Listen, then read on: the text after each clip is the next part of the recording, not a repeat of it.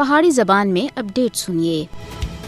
اج ادھر دنیا صحافیوں کے خلاف جرائم دے خاتمے دا عالمی دن منا رہی ہے تو ادھر ہی مودی دی فسطائی بھارتی حکومت میڈیا دے اتے اپنی گرفت کو مضبوط کرنے دے وچ مصروف ہے۔ بھارت اور اس کے غیر قانونی زیر قبضہ جموں کشمیر وچ آزاد صحافت کو بدترین ریاستی جبر دا سامنا کرنا پے رہا ہے۔ صحافیوں کے خلاف جرائم دے واسطے استثناء دے خاتمے دے دن دے طور دے اتے اج مقبوضہ کشمیر اور بھارت وچ صحافیوں دے واسطے کسی قسم دی کوئی راحت نہیں ہے، کیونکہ انہاں کو مودی حکومت دی طرف تے پیشہ وارانہ ذمہ داریاں دی ادائیگی دے اتے مختلف دھمکیاں آمیز حرباں دا سامنا کرنا پے رہا ہے۔ میڈیا مقبوضہ علاقے سمیت پورے بھارت وچ ہندوتوا پالیسیاں دے تحت کام کرنے دے واسطے بہت زیادہ دباؤ دا شکار ہیں۔ مودی حکومت آزاد صحافت تے بنیادی اصولوں کو پامال کر رہی ہے۔ مودی حکومت دی ناکامیاں کو بے نقاب کرنے دے واسطے ہندوتوا برگیڈ دی طرف تے سوشل میڈیا دے اتے صحافیوں کو دھمکایا اور انہاں دے نال بدسلوکی بھی کیتی جا رہی ہے۔ بھارت وچ صحافیوں کو RSS دی حمایت والی BJP حکومت دی تنقید دے اتے ہندوتوا طاقتاں دی طرف تے دھمکیاں دا سامنا کرنا پے رہا ہے۔ مقبوضہ کشمیر وچ 5 اگست 2019 کے بعد صحافیوں دے خلاف قابض حکومت سن ایک